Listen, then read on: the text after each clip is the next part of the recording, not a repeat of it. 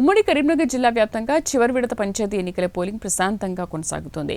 22 సర్పంచ్ స్థానాలు ఏకగ్రీవం కాగా 386 సర్పంచ్ స్థానాలకు పోలింగ్ కొనసాగుతోంది. పోలింగ్ కేంద్రాల వద్ద ఎలాంటి అవాంఛనీయ సంఘటనలు జరగకుండా పోలీసులు పటిష్ట బందోబస్తు ఏర్పాటు చేశారు. గ్రామ పంచాయతీ ఎన్నికలు ఇప్పుడు తుది అంకానికి చేరుకున్నాయి. ఉమ్మడి జిల్లా వ్యాప్తంగా చివరి విడత పోలింగ్ ఉదయం నుంచే కొనసాగుతోంది. పోలింగ్ మధ్యాహ్నం 1 గంట వరకే కావడంతో ఆ ఓటర్లు తమ ఓటు హక్కును వినియోగించుకోవడానికి ఇంకా కొద్ది గంటల సమయం మాత్రమే మిగిలింది. 1 గంట దాటితే ఆ పోలింగ్ కేంద్రాల వద్ద గేట్లు మూసివేయనున్నారు. ప్రచారానికి మొన్న సాయంత్రంతో తెరపడిన సర్పంచ్ వార్డు అభ్యర్థులు ఓటర్లను ప్రభావితం చేసేందుకు గత 2 రోజుల నుంచే ఆ ప్రలోభాల పర్వానికైతే తెరలేపారు. ఒక్కో ఓటుకు 500 నుంచి 2,000 రూపాయల వరకు కూడా పంచుతున్నారనే ఆరోపణలు వస్తుండడంతో ఆ గ్రామాల్లో తీవ్ర చర్చనీయాంశం అయితే మారింది. ఇక పోలింగ్ జరుగుతున్న సమయంలో కూడా ఈ ప్రలోభాల పర్వం ఎంతవరకు ఓటర్లపై పడిందన్న దానిపై సాయంత్రం వెలువడే ఫలితాల్లో తేలనుంది. ఎందుకంటే ఓటింగ్ ముగిసిన వెంటనే 2 గంటల నుండి లెక్కింపు ప్రారంభమవుతుంది. పోలింగ్ జరిగిన ప్రతి చోట ఫలితాలు సాయంత్రం వరకు వెలువడే అవకాశం ఉంది. ఇప్పుడు జిల్లా వారీగా పరిస్థితి చూస్తే కరీంనగర్ జిల్లాలో 3వ విడతలో హుజురాబాద్, జమ్మికుంట, ఇల్లంతకుంట, వీణవంక, సైదాపూర్ మండలాల్లో మొత్తం 111 గ్రామ పంచాయతీల్లో పోలింగ్ కొనసాగుతుంది. ఇప్పటికే 3 సర్పంచ్ స్థానాలు ఏకగ్రీవం కాగా మిగిలిన 108 సర్పంచ్ స్థానాలకు గాను 451 మంది అభ్యర్థులు బరిలో ఉన్నారు. వార్డు మెంబర్ స్థానాల్లో కూడా పోటీ తీవ్రంగా కొనసాగుతోంది. అభ్యర్థులు పోటాపోటీ ప్రచారంతో గ్రామాన ఉత్కంఠ వాతావరణం అయితే నెలకొంది. పెద్దపల్లి జిల్లాలో పెద్దపల్లి, సుల్తానాబాద్, ఓదెల, ఎలియేడు మండలాల్లో 85 గ్రామ పంచాయతీల్లో పోలింగ్ జరుగుతోంది. ఈ 4 మండలాల్లో పోలింగ్ శాతం కీలకంగా మారింది. ఎందుకంటే ఫలితాలపై ఓటింగ్ శాతం ప్రభావం చూపనుంది. ఇక జగిత్యాల జిల్లా విషయానికి వస్తే 3వ విడతలో 113 గ్రామ పంచాయతీలు పోలింగ్ జరుగుతుంది. సర్పంచ్ పదవుల కోసం 456 మంది అభ్యర్థులు బరిలో ఉండడంతో చాలా గ్రామాల్లో త్రిముఖ, చతుర్ముఖ పోటీ అయితే నెలకొంది. ప్రతి ఓటు కీలకంగా మారిన పరిస్థితి అయితే కనబడుతోంది.